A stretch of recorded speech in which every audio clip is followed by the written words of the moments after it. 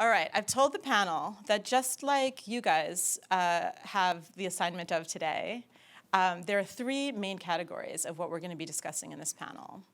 The first category is really about the current state. I want you all to hear from their eyes the kinds of things that they've seen as they're working around the world in girls' education.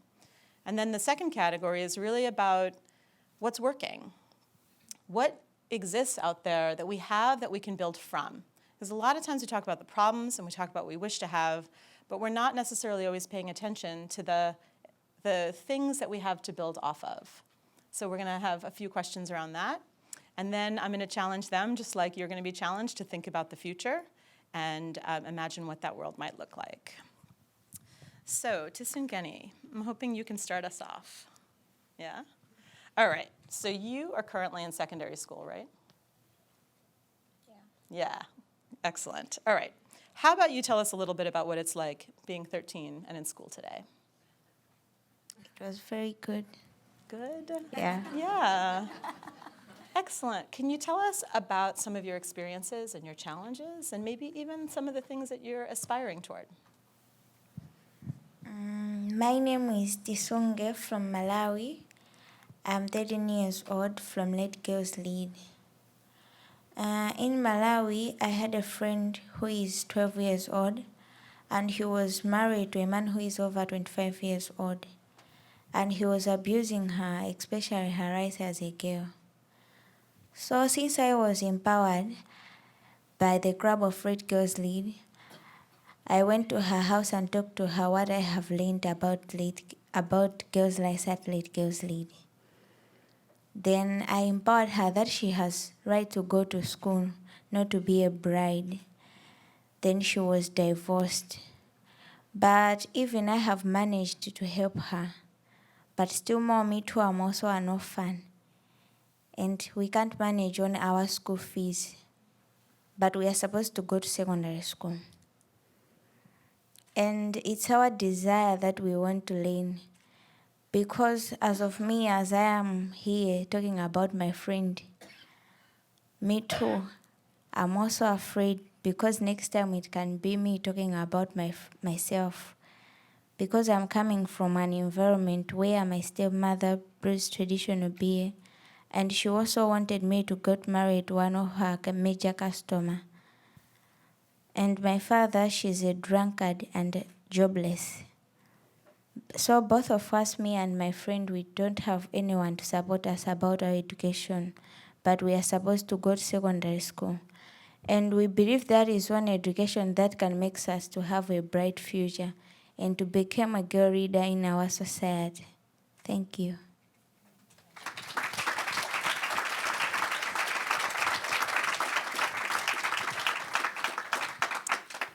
So Freida, maybe you can build on this a bit. So You know what's very interesting is that what works in girls' education is actually listening to the girls. And no disrespect to the three of us, but we need these papers, and they speak from the heart. And that's what really makes a difference. So I think a lot of things that she's covered as well is other things that I was going to cover in terms of what we've seen at Girl Rising on the current situation in some of the countries that we're working. And it's there are two issues. One that we are capable of dealing with, and the other where we need more partners to help us deal with. One of them is access. It would be horrible to say that all parents, all communities, all teachers around the world don't want their girls to go to school, because that is not true. There has been a shift in consciousness, and fathers do want their daughters to go to school. But their biggest fear is safety, access, and let's not forget poverty in a country like India as well, where school fees, like she said, are quite high. So that is one part of the issue. And the second part of the issue, which may be steeped more in cultural sensitivities, is value. Does a girl child really have that value that she must be given? Is it true that after the age of 12 and 13, or once she attains puberty, that her body is now ready for procreation? So it is pointless to get her educated, because at the age of 18, she might just get married off. So why waste all this money into education? Is it true that we should call our girls the future mothers? Shouldn't it be that they have the choice to be future mothers if they want to be? So I think that's the real issue of value, giving back value to the girl child and teaching and basically changing mindsets, creating behavioral change. And that's where we feel we work best, because I think we all need to play up to our strengths. We're storytellers. We know that we can create this shift in mindset and shift in behavioral change, and we can create the demand for it. And we will create a tremendous demand if we're given the right resources, if we have the right corporate funding to be able to do it. But once we create the demand, there will need to be an equal and adequate supply. And that comes from governments, corporate funding, from other people who are capable of helping out. Otherwise, the issue will be this. We will create this tremendous demand, and there will be a demoralizing effect by not having supply. And once people have lost faith in you, rebuilding that in any relationship for that matter, once you've lost trust, it's going to be so much harder to build it. So I think the battle right now is that we are ready to create this demand, but do we have the support of governments, corporates to help us create the supply as well? Great. You can clap. It's cool. This is an interactive session. Freida, I'm going to follow up with you in the next one. We're looking at those opportunities around the mindset shifts. I just want to give you a heads up on them. So Tammy, Freida just mentioned the government's involvement and building all these partnerships, and you've actually been doing that in the work that you're doing. Do you want to share some of the things that you've experienced through that work that really help illuminate the conditions on the ground and the conditions of working in partnership? Absolutely, yeah, thank you. And I think it really does start with the story that Tisungeni is sharing with us, and the voice that she has and how she is speaking on behalf of so many girls. And so first I just want to say thank you, Tisungeni, for joining us. I have a 13-year-old daughter who said, there is no way I would get up and talk in front of all those people. So we are so honored that you would do that and that you would share your voice. And I think, what we're seeing is that there are so many girls out there who are dying to have a voice, and they are dying to have an education. They are dying to be empowered.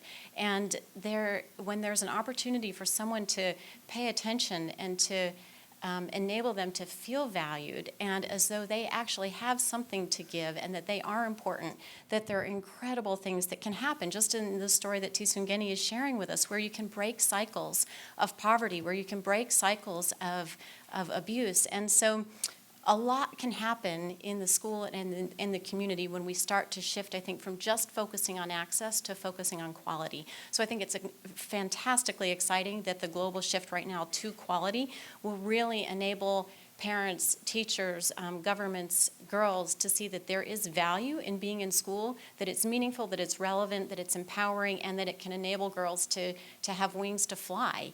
And partnerships are a huge part of that. And we really believe that if we are all on a journey to transform outcomes, then we need to also be on a journey to transform how we partner to get there. And partnering is complicated, and I think that there's a really new opportunity right now for the private sector to step up and have a new role in partnerships. Pardon me. And for governments and private sector to partner in new ways. But it takes a real commitment, I think, to a journey about partnership that begins in listening. It's not about what do we all think needs to happen. It's about who are the voices on the ground who need to be heard. Are we willing to listen to them? And then are we willing to partner across all aspects of the spectrum? I mean, from those who can bring resources to the table and can partner, those who can bring expertise, but most importantly, keeping sort of our eye on what is the vision for this? And is this partnership actually moving in a direction that is going to ultimately empower girls and ultimately give girls an opportunity to learn? Can you share a couple sentences about your partnership with DFID and what you guys are doing? So we at Discovery Learning Alliance, we've been working in education for about the past 17 years, combining the right technology that could be sustained by the schools and communities, bringing together video content that's created in collaboration with local educators so that it's really relevant, customized into the language of instruction, mapped to the curriculum, bringing that together with teacher training so that teachers are excited to become really, really dynamic in their classrooms and where they can see the potential of how they can change the classroom environment so that it's a dynamic environment for learning and so that it's gender sensitive. And and bringing the community in so that there's an opportunity for communities to be part of developing action plans to address barriers to education, and specifically barriers to girls' education. So we started to hear all of this feedback from girls. I didn't know girls could be scientists. I didn't know girls could be pilots. I didn't know girls could debate. On and on. I didn't know girls could play sports. I mean, on and on. And we thought, you know what? There are voices out there who are saying, wow, just through seeing video, we're seeing role models that are empowering us with a vision to dream about what we can become. And so we thought we need to be more intentional about this. At the same time, DFID was launching its Girls Education Challenge. And so we just had an opportunity, I think, with stars aligning to for Discovery, Communications, and DFID to partner and launch a public-private partnership to specifically address the challenges in girls' education. And then Discovery Learning Alliance, who was already working in these countries and had relationships with governments, to be in a position to be boots on the ground and work very closely with the communities and local staff who are already committed and passionate about this work. So maybe we can move into that next section and talk about what's working really well. Actually, Tammy, why don't we start with you? It's just some of the specific things you're seeing on the ground that give you optimism. So I was really struck by Jean's comment around if education is so, and I apologize if I misquote this, but I think you were saying that if it's so important, then you can't afford not to. And so our focus really is how do we make what's happening in the classroom so important that girls can't afford to not be there. Parents can't afford to not have their girls in school. And I'm thinking actually of two schools in Kenya that I visited. One was a school in an area called Machakos, and I wasn't actually planning to visit, so it was one of those real gems because no one had prepared. So I just had an opportunity to see what was happening just in everyday life in this school. And these students were using video in the classroom. They had a schedule. They were rotating through and watching video that complemented their curricular objectives. And a number of the students had watched programming around electricity and had been so inspired that they had decided to build a windmill on top of the roof of one of their other classroom blocks and wire it to one of the classrooms and electrify that classroom so that they could then build science projects within that room, like electrifying a solar system that they built, and with a flip of a switch, all the planets light up. Or charging trucks and cars that they'd built that would then scoot across the room.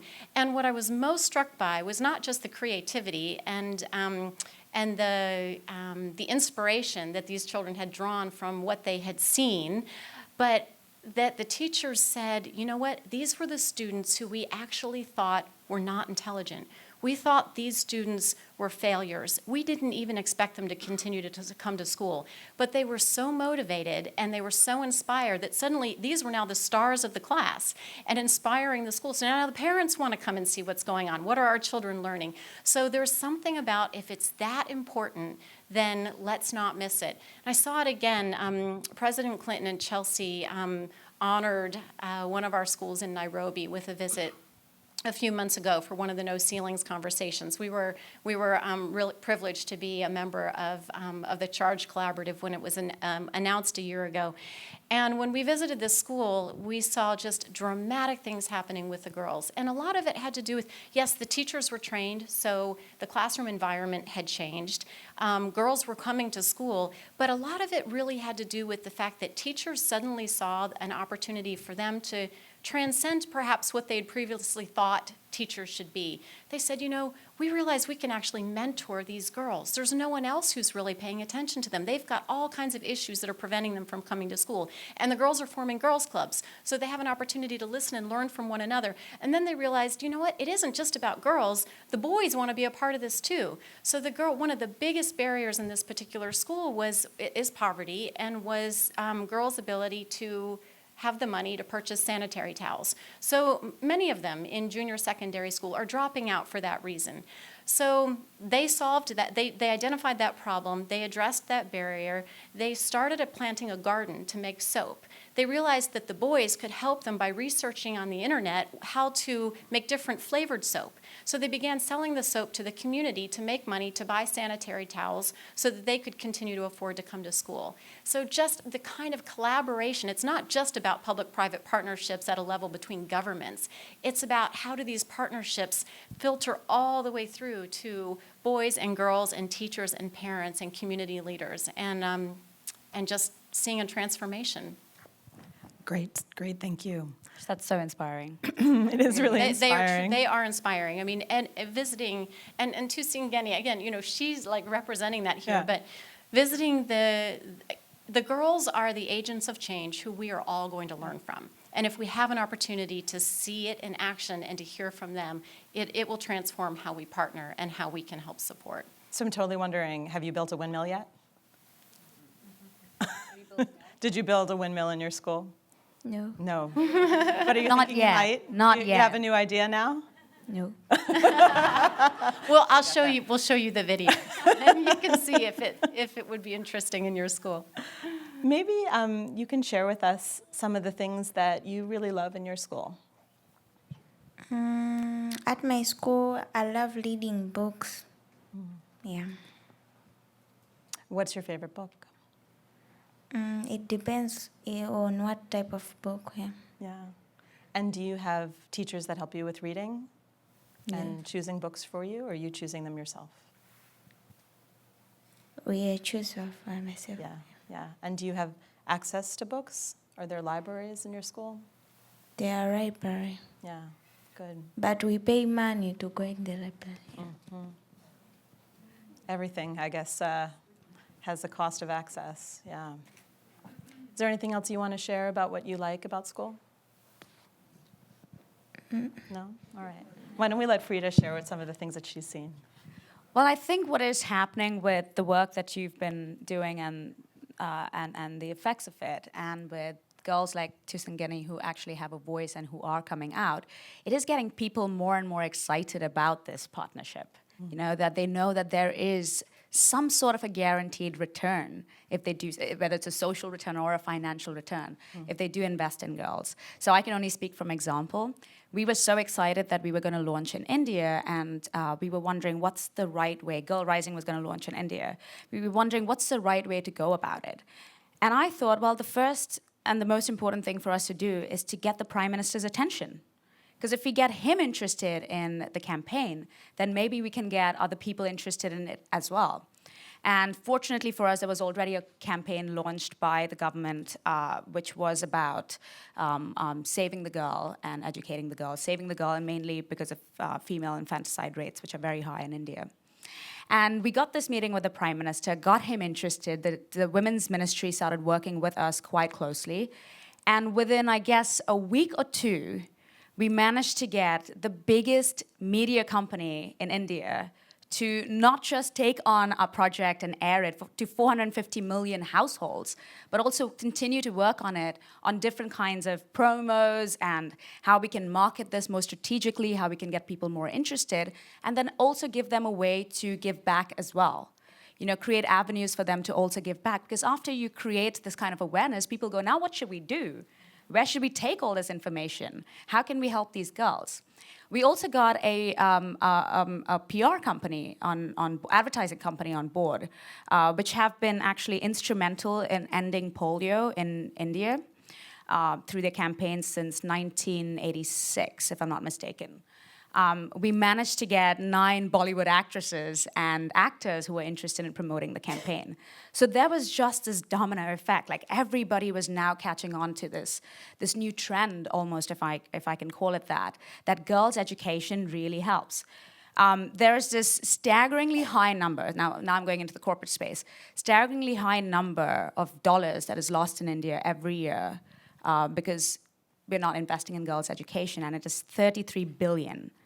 So when companies like HP and, other companies that I can't mention right now, but Intel and various others who realize that this is actually not just a moral human loss, but it's also an economic loss, we managed to get corporate partners as well.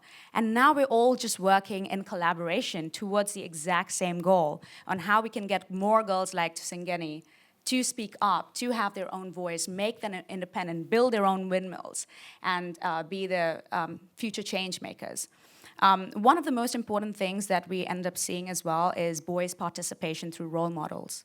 You know, I think for the last couple of years, as I've been doing this, every time there's a topic about gender equality or gender-based violence or girls' education, the room is filled with women and very few men. But that is changing bit by bit. There are still more women in this room than men, but I think we're managing to change that little by little. And having a strong male role model, not a male model, that does not help all the time. Just helps people like me, but no. But having a strong male role model also really helps because it encourages other men to question that very idea of masculinity that they have built over the years because of the way society views it as well. Really, really challenging cultural norms and ideas of patriarchy and this global misogyny that is a scourge to this world. So I think that now we have Malala's father, who everybody is so inspired by, that we have more and more male members of communities and leaders who want to come forward and be like him. So this is really helping in every possible way. And I think we can only scale the impact of it if we can just continue having strong media partners on board, strong corporate partners on board, strong nonprofit partners on board, and finally, and most importantly, making sure that the voices that are heard are not ours, but theirs, these girls. I know you want to clap, do it. I would, I'm holding a mic. Thank you. All right, I want to make sure we really get time for the people to work at their tables, but one more round, and we'll go through this kind of quickly. I want you all to imagine that it's 2030. Paint a picture for us about the way that girls' education looks. And I would think about it in terms of what's one major opportunity that you think that we should address between now and 2030. So I just first have to calculate. It's 2015 now, so you're going to be 28 in 2030, which, by the way, is how old I am right now. Ironic, isn't it? What do you think education might look like for girls by the time you're 28? What do you hope for? I hope that education should be accessible for everyone so that girls may become what they want to be. Yeah. Thank you. Excellent. I hope somebody's tweeting that. Okay, Freida. Well, my answer is not going to be that short, so but I'm going to make it really quick. I hope that from now up until 2030, in order to be able to tackle with the various issues surrounding access and opportunity towards girls' education and value given back to the girl child, that we deal, if I had to pick one thing to make a gender-sensitive community and environment for girls, I would pick sex education. And I don't mean sex education by sexual intercourse education or health education or AIDS education, but I think it's really about sexuality education, where boys and girls are taught to respect each other. And if that happens at a very, very early age, by the time it's 2030, when girls like her are 28 and when girls and boys are 15, we will have a more conscious community. All right, Tammy. You know what, I just want to preface this with just an interesting sort of personal experience. So my 13-year-old Maya, when I was pregnant with Maya, I thought that I wanted a baby boy. And God gave me this daughter. And I fell so in love with this baby girl that then when I was pregnant a second time, I thought, oh, please, can I have another daughter?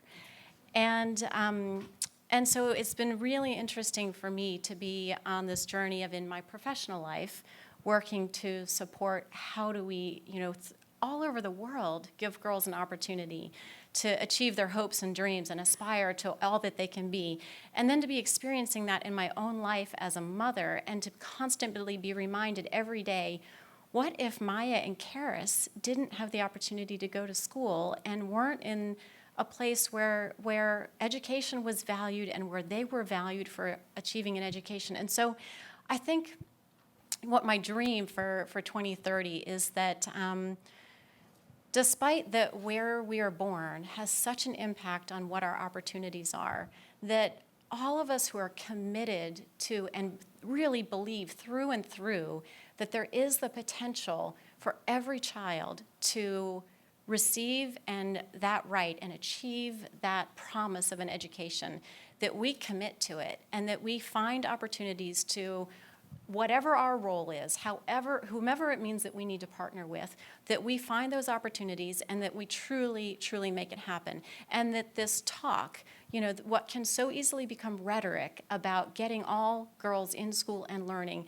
that we actually turn that to action, and that by 2030 we can look back and say, that was the vision, and now look at what we have truly, truly achieved. And that we're not looking back and talking about it just from a policy standpoint, but that it's because we have girls whose voices have been so empowered, like Tisungeni, who are standing up and they are leading the way. And they have actually given us a new path and a new aspiration for what we need to do to support girls to become all that they can be. And really, truly just giving wings to fly. And that's what we have an opportunity to do, is to say, what can we do so that girls at whatever age truly have the wings to fly?